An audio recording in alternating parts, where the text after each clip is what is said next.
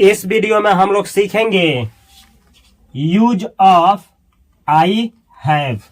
यानी इस वीडियो में आप लोग सीखने वाले हैं कि कैसे आई हैव का प्रयोग करके बहुत सारा सेंटेंस बिना ग्रामर का आप लोग बोल सकते हैं। तो इस वीडियो को आप लोग ध्यान से देखिए और हमेशा हमेशा आप लोग सीख जाइए हमेशा के लिए कि आई हैव का प्रयोग करके कैसे बहुत सारा सेंटेंस आप लोग अंग्रेजी में बना सकते हैं। यहाँ पे मैं लिखा हूं आई हैव। आई हैव का हिंदी होता है मेरे पास है। यानी प्रेजेंट में ये बतलाना हो कि कोई चीज आपके पास है तो आई हैव का प्रयोग करके आप लोग बतलाएंगे। कैसे बतलाएंगे चलिए बतलाते हैं हम। यहाँ पे लिखा गया है वन, यानी आई हैव का पहला यूज आई हैव लगाएंगे और उसके बाद ए या एन, आप लोग इन दोनों में से कोई एक लगाएंगे और लगाएंगे नाउन। जैसे ये बतलाना है मेरे पास एक कलम है, मेरे पास एक हाथी है, मेरे पास एक घोड़ा है। तो जो घोड़ा है, हाथी है, बंगला है, जंगला है, वही नाउन है। एक है तो एक के लिए अ या एन का इस्तेमाल करेंगे, लेकिन कब अ कब एन लगाएंगे समझना है। आई है उसके बाद इन दोनों में से कोई जो चीज आपके पास है उसका अंग्रेजी। हिंदी कुछ ऐसा निकलेगा मेरे पास एक है। अब क्या है, अगर बिल्ली है तो यहाँ मेरे पास एक बिल्ली है, यहाँ कैट हो जाएगा आई हैव अ कैट। कब अ कब इन लगेगा पहले समझ जाइए, उसके बाद बहुत सारा सेंटेंस इस पे प्रैक्टिस किया जाएगा। यहाँ पे मैं लिखा हूं मेरे पास एक हाथी है। मेरे पास एक हाथी है, अंग्रेजी क्या होगा आई हैव एन एलिफेंट। देखिए ये जो मीनिंग है ना, इसका शुरुआत ई से हुआ है इसलिए एन लगा है। जब यहाँ का मीनिंग जो भी आए उस मीनिंग का शुरुआत ए आई ओ यू ई यानी भवेल से शुरुआत हो। जैसे ई है तो जब भी भवेल से शुरुआत होगा तो इसके पहले आप लोग ये जो एक है ना, इस एक के लिए ये लगाएंगे एन। तो आपका अंग्रेजी हुआ आई हैव यानी मेरे पास है, एन एलिफेंट यानी एक हाथी। तो हिंदी हुआ मेरे पास एक हाथी है। सेम ऐसे ही देखिए आई हैव अ डॉग, मेरे पास एक कुत्ता है। देखिए यहाँ पे जो डॉग है इसका मीनिंग का शुरुआत न तो ए से, न आई से, न ओ से, न यू से, न ई से, इन पांचों में किसी लेटर से नहीं हुआ है, इसीलिए अ लगा है। तो आप लोग जान जाइए अगर यहाँ वाला मीनिंग का शुरुआत ए आई ओ यू ई यानी भवेल से हो तो आप लोग एन लगाएंगे, और भवेल से ना हो तो उसके पहले ए लगाएंगे। जैसे मेरे पास एक कुत्ता है I have a dog. I have यानी मेरे पास है, अ डॉग यानी एक कुत्ता यानी मेरे पास एक कुत्ता है। चलिए इस पे बहुत सारा सेंटेंस प्रैक्टिस किया जाए और मेरे साथ प्रैक्टिस आप लोग भी करेंगे। पहले मैं हिंदी बोलूंगा और उसके बाद उसका अंग्रेजी। मेरे पास एक लैपटॉप है, आई हैव अ लैपटॉप। एक के लिए क्या लगाएंगे, एक के लिए या तो अ या तो एन, लेकिन कब अ लगाया जाता है जब मीनिंग का शुरुआत कॉन्सोनेंट से हो। एन कब लगता है जब मीनिंग का शुरुआत भवेल से, यानी ए हो गया, आई हो गया, ओ हो गया, यू हो गया, ई हो गया, इन पांचों में से किसी एक लेटर से शुरुआत होगा तो एन। ठीक है। मेरे पास एक साइकिल है, I have a bicycle. Cycle का अंग्रेजी बाइसिकल होता है। मेरे पास एक बल्ब है, आई हैव अ बल्ब। मेरे पास एक कुर्सी है, आई हैव अ चेयर। मेरे पास एक कलम है, आई हैव अ पेन। जो मैं बोल रहा हूं उसको आप भी बनाइए। मेरे पास एक पेंसिल है, आई हैव अ पेंसिल। मेरे पास एक मार्कर है, आई हैव अ मार्कर। मेरे पास एक दोस्त है, आई हैव अ फ्रेंड। मेरे पास एक गर्लफ्रेंड है, आई हैव अ गर्लफ्रेंड। ऐसे ही मेरा एक भाई है, आई हैव अ ब्रदर। मेरी एक बहन है, आई हैव अ सिस्टर। इस तरीके से अंग्रेजी आप बनाएंगे। ठीक है। चलिए और सेंटेंस बनाइए मेरे साथ। मेरे पास पैसा है। अब पैसा को गिना नहीं जाता है, आप लोग रुपया को गिनते हैं। ठीक है, पैसा को नहीं। I have money. जिसे आप गिन नहीं सकते हैं उसके पहले ए एन नहीं लगाना है। जैसे मेरे पास दूध है, दूध नहीं गिनाता है, आई हैव मिल्क। मेरे पास पानी है, आई हैव वाटर। मेरे पास तेल है, आई हैव ऑयल। मेरे पास घी है, आई हैव घी। जिसे आप गिन नहीं सकते हैं आई हैव और उसका अंग्रेजी। एक अगर मात्रा में एक है या गिना जा सकता है तो अ लगाएंगे, ठीक है। ए को अ पढ़ा जाता है। इस तरीके से आप लोग बहुत सारा सेंटेंस बना सकते हैं। एक और सेंटेंस बनाइए। मेरे पास एक हिरन है, आई हैव अ डियर। ठीक है, ऐसे ही अंग्रेजी बनाना है। तो आशा करते हैं कि इस पे आप लोगों को समझ में आ गया होगा कि कैसे आप लोग अंग्रेजी बनाएंगे। चलिए अब दूसरा सीखा जाए, आई हैव का दूसरा यूज। तो ऐसे बनाएंगे, आई हैव, उसके बाद नंबर, नंबर यानी 1 2 3 4, एक से अधिक, 2 3 4 5 6, 1 2 3 4 5 6 10, ये नंबर रहेगा, नंबर। अब प्लूरल नाउन, यानी जब आपको ये बतलाना हो कि मेरे पास एक से अधिक है ये सामान है, पास है। जैसे ऐसा अर्थ निकलेगा, मेरे पास 2 कलमे है, 2 घड़ियां है, 2 किताबें है, एक से अधिक, या 5 कलमे है। इस तरीके से एक से अधिक है तो आई हैव, जितना है उसका अंग्रेजी, अतः प्लूरल नाउन। पेन नहीं पेन्स, बुक नहीं बुक्स। समझ में आ गया है? चलिए मेरे साथ प्रैक्टिस करिए। जैसे आपको बनाना है, मेरे पास 2 मार्कर है, आई हैव, तब क्या 2 ना, तो 2 के लिए 2। मार्कर नहीं मार्कर्स, यही प्लूरल नाउन हुआ। ठीक है, तो आई हैव 2 मार्कर्स, मेरे पास 2 मार्कर्स हैं। मेरे पास 2 किताबें हैं, आई हैव 2 बुक्स। मेरे पास 10 किताबें हैं, आई हैव 10 बुक्स। मेरे पास 4 मोबाइल है, आई हैव 4 मोबाइल्स। मोबाइल नहीं, एक से अधिक है, एस, मोबाइल्स। मेरे पास 10 कार्स हैं, आई हैव 10 कार्स। मेरे पास 5 कलमे हैं, आई हैव 5 पेन्स। मेरे पास 5 कलमे हैं। मेरे पास 10 दोस्त हैं, आई हैव 10 फ्रेंड्स। मेरे 2 भाई हैं, आई हैव 2 ब्रदर्स।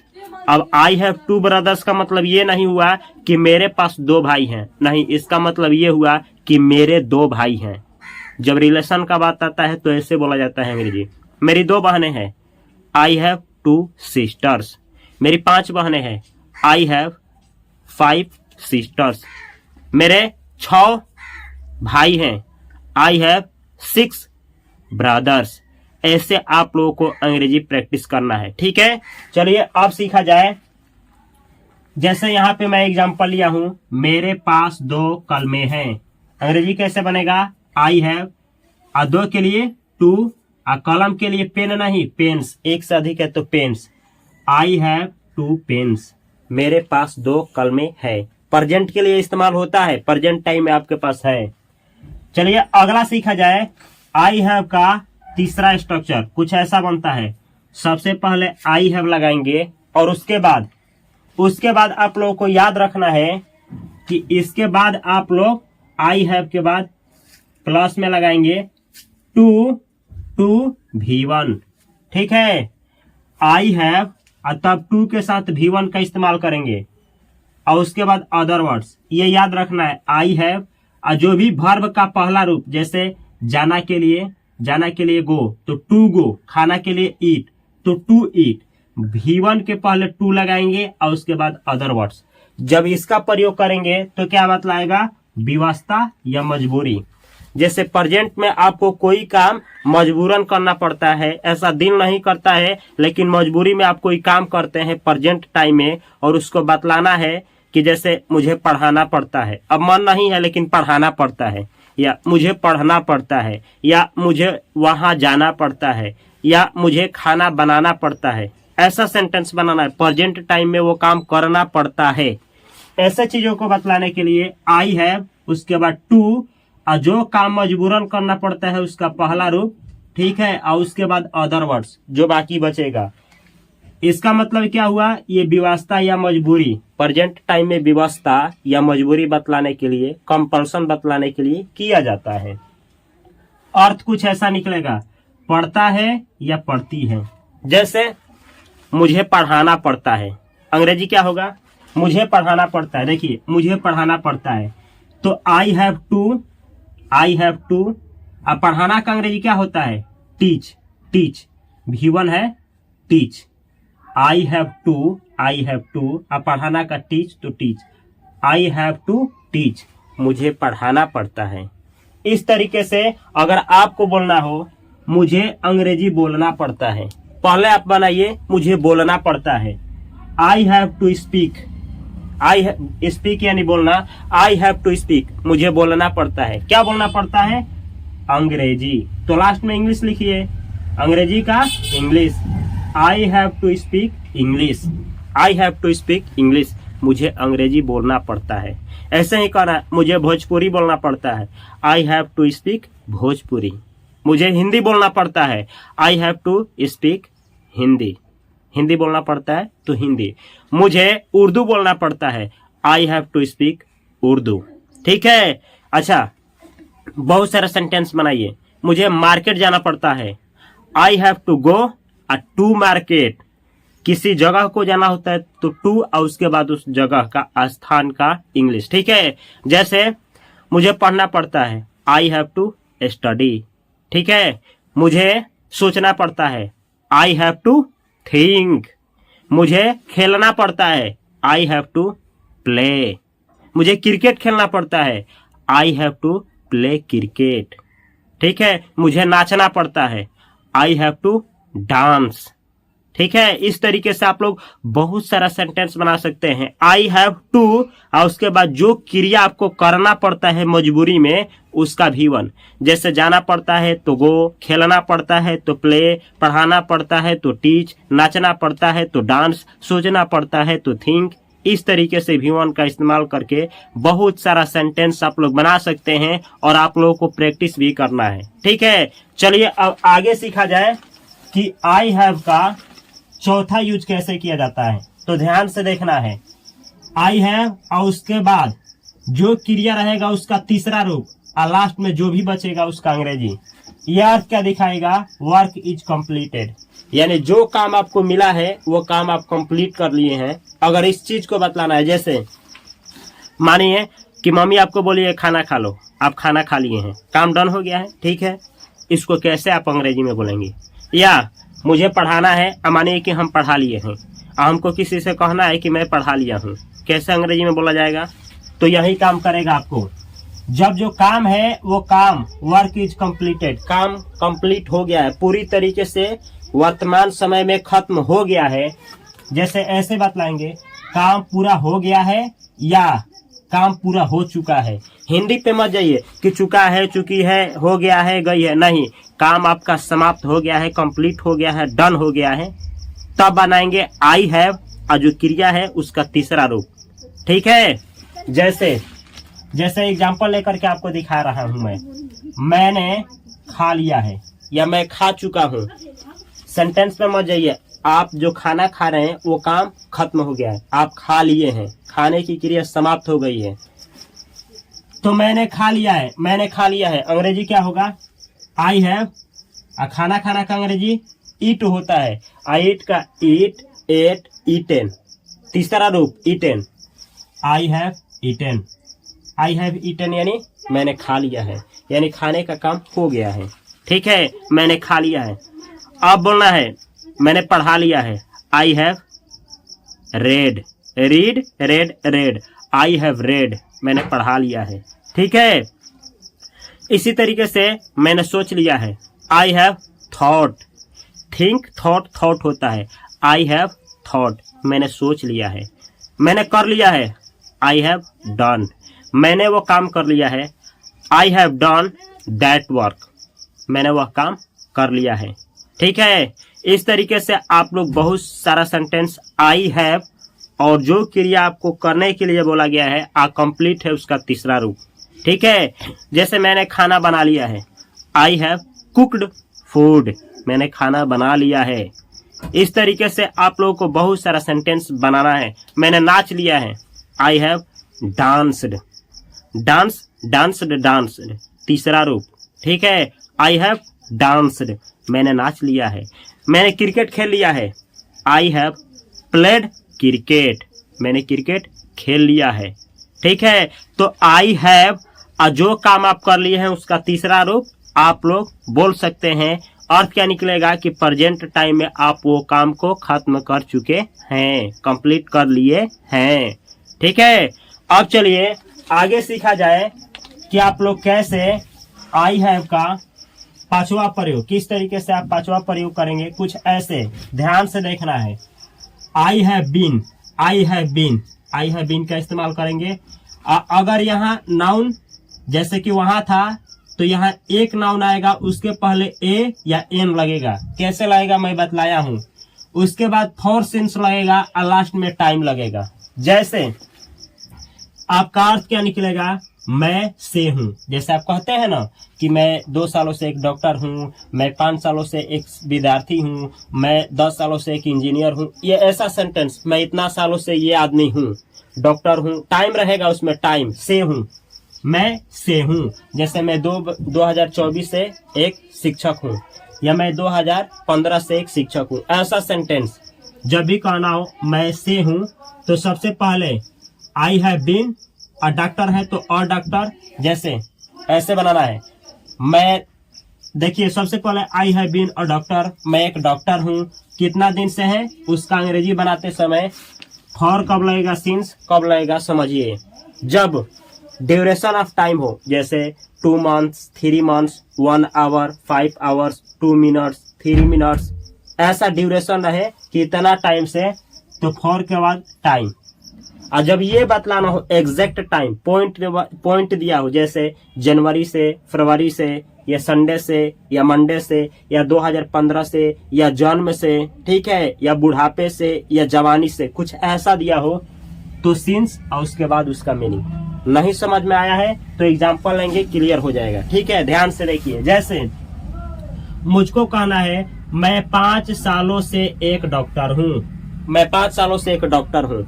सबसे पहले अंग्रेजी बनाएंगे मैं एक डॉक्टर हूँ।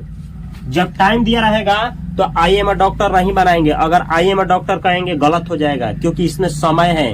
और जब समय दिया रहेगा तो आई हैव बीन होता है, ये याद रखना है।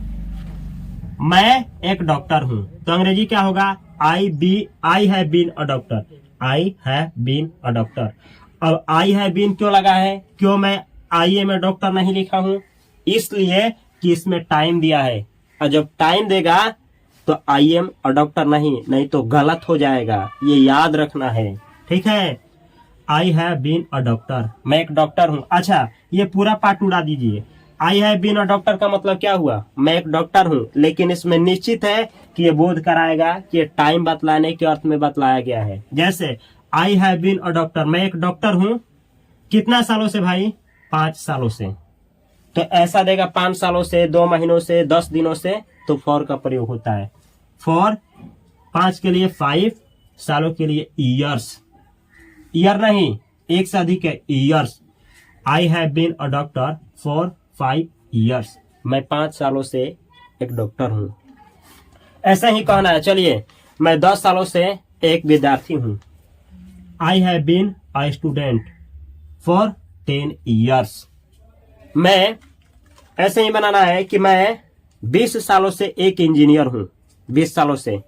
अंग्रेजी बनाइएगा, I have been an engineer, engineer का मीनिंग जो होता है ई से शुरू होता है, एन इंजीनियर। अब 20 सालों से ना तो for 20 years, I have been an engineer for 20 years, मैं 20 सालों से एक इंजीनियर हूं। ऐसे ही चलिए एक और सेंटेंस सिंस पे लेते हैं। मैं जन्म से, ठीक है, मैं जन्म से एक बच्चा हूं। I have been a child since birth, जन्म से, बाई बर्थ, ठीक है, बाई बर्थ, जन्म से। कुछ ऐसा ही सेंटेंस बनाना है। चलिए एक और सेंटेंस आपको देता हूं मैं सिंस पे। मैं सुबह से एक विद्यार्थी हूं, सुबह से। I have been a student since morning. Morning evening के पहले सिंस लगता है, सुबह से शाम से, कुछ ऐसा अंग्रेजी। ठीक है, चलिए एक और उदाहरण लेता हूं मैं। अब आप लोग बतलाइएगा। मैं 10 सालों से एक कलाकार हूं। मैं 10 सालों से एक कलाकार हूं। बनाइए अंग्रेजी। I have been an artist for 10 years. मैं 10 सालों से एक कलाकार हूं। मैं 5 सालों से एक गायक हूं। I have been a singer for 5 years. मैं 5 सालों से एक गायक हूं। इस तरीके से आप लोग आई हैव बीन, उसके बाद अ या एन, और उसके बाद जो नाउन रहेगा उसके अनुसार लगाना है। उसके बाद सिंगुलर नाउन, उसके बाद सिंस फॉर, और उसके बाद से टाइम। ठीक है, ये रहा आप लोगों का 5वां यूज। थोड़ा सा डिफिकल्ट है, लेकिन प्रैक्टिस पे सब कुछ आ जाता है। प्रैक्टिस जब तक आप नहीं करेंगे ये सब कुछ भारी होगा। प्रैक्टिस करेंगे सब कुछ आ जाएगा। ठीक है, चलिए आगे देखा जाए, आगे सीखा जाए 6वां यूज। आई हैव बीन, लेकिन यहाँ पे आएगा वर्ब का चौथा रूप अदर वर्ड्स, फिर फॉर सिंस जैसे ऊपर था टाइम। अब इसमें क्या, जब ये बतलाना हो कि मैं इतना सालों से ये काम कर रहा हूँ, जैसे मैं रहेगा, मैं 10 सालों से पढ़ा रहा हूँ, तो मैं यहाँ इतना सालों से यहाँ पढ़ा रहा हूँ। मैं 10 सालों से पढ़ा रहा हूँ, मैं 20 सालों से दिल्ली में रह रहा हूँ, मैं इतना सालों से ये काम कर रहा हूँ। ऐसा कुछ बनाना हो सेंटेंस। आई हैव बीन, जो क्रिया आप उतना सालों से कर रहे हैं उसका चौथा रूप। बाकी जो भी बचेगा यहाँ पे लास्ट में फॉर का इस्तेमाल करके टाइम या सिंस का इस्तेमाल करके टाइम का उपयोग होता है। जैसे कि मैं बतलाया हूँ कि फॉर का उपयोग 2 मंथ्स 3 मंथ्स ऐसा कुछ बतलाना हो, टाइम ड्यूरेशन, तब। जैसे बतलाना हो कि एग्जैक्ट टाइम 2015 से 2020 से, या फिर जनवरी से फरवरी से, या अतवार से सोमवार से, ऐसे संडे मंडे से, कुछ ऐसा बतलाना हो, शाम से, सुबह से, जन्म से, तो अब जाकर के सिंस और उसका मीनिंग। ठीक है, जैसे ध्यान से देखिएगा। मैं 5 सालों से दिल्ली में रह रहा हूं। मैं रह रहा हूं और टाइम दिया है, तो यही इस्तेमाल होगा। I have been living. I have been living, live यानी रहना होता है, उसका चौथा फॉर्मेट, चौथा। I have been living in Delhi. मैं दिल्ली में रह रहा हूं। कितना सालों से, तो 5 सालों से, तो फॉर 5 ईयर्स, 5 सालों से। अंग्रेजी हुआ I have been living in Delhi for 5 years. मैं 5 सालों से दिल्ली में रह रहा हूं। चलिए इसी पे मैं आपको बहुत सारा सेंटेंस दे रहा हूं, अब बनाना है, मेरे साथ प्रैक्टिस करना है। मैं 5 सालों से पढ़ा रहा हूं। I have been teaching for 5 years. मैं 2015 से पढ़ा रहा हूं। I have been teaching since 2015। Since क्यों लगा है, एग्जैक्ट टाइम दिया है कि इतना से, ठीक है, तब सिंस होता है। ऐसे ही मैं सुबह से पढ़ा रहा हूं। I have been teaching since morning. ठीक है, ऐसे आप लोग सेंटेंस बनाएंगे। आई हैव बीन, और उसके बाद जो आप क्रिया कर रहे हैं उसका चौथा रूप, कब से कर रहे हैं, सिंस, उसके बाद टाइम, या फॉर, उसके बाद टाइम का इस्तेमाल करके आप लोग बहुत सारा सेंटेंस बना सकते हैं। इस वीडियो में आप लोगों को सिखाया गया है यूज ऑफ आई हैव। अगर आप लोग ऐसे ही चाहते हैं कि यू हैव, जैसे यू हैव होता है, वी हैव होता है, सी हैज होता है, या फिर आप लोग चाहते हैं कि ऐसे ही वीडियो आगे भी मैं आप लोगों के लिए लेकर के आऊं, तो ये वीडियो को आप लोग जहां भी देख रहे हैं, यूट्यूब पे देख रहे हैं, या इंस्टा पे देख रहे हैं, या फिर फेसबुक पे देख रहे हैं, या किसी भी सोशल मीडिया पे देख रहे हैं, तो डिटेल में देखने के लिए यूट्यूब पे जाइए और सर्च करिए इंग्लिश बाय उपेंद्र सर। और अगर आप यूट्यूब पे ही देख रहे हैं तो इस चैनल को सब्सक्राइब करिए और एक प्यारा सा कमेंट करिए और इस वीडियो को लाइक करिए। अगर आपको लगता है कि इस वीडियो से किसी की मदद हो सकती है, आपकी भाई का या आपके दोस्त का या आपकी बहनों का हेल्प हो सकता है, तो इस वीडियो को अपने फ्रेंड सर्कल में अवश्य भेजें। मैं मिलता हूं अगली वीडियो में, या फिर आप लोग चाहते हैं कि अगला वीडियो में किस टॉपिक पे लेकर के आऊं, आपको क्या नहीं आता है, आप क्या सीखना चाहते हैं, कमेंट बॉक्स में कमेंट करें। मैं प्रयास करूंगा कि वो आप लोगों के लिए अगले वीडियो में लेकर के आऊं। इसी तरीके से इस चैनल पे आकर के वीडियो देखने के लिए आप सभी को बहुत सारा प्यार। Thanks for watching this video.